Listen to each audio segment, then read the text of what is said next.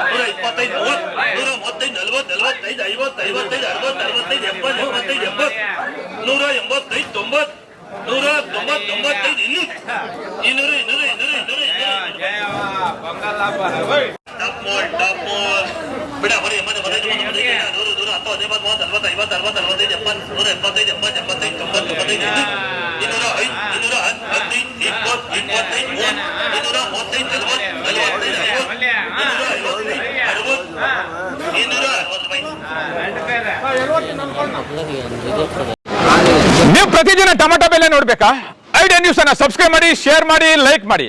Cameraman Sampath ಜೊತೆ idea ಮಂಜು, idea news Kolar.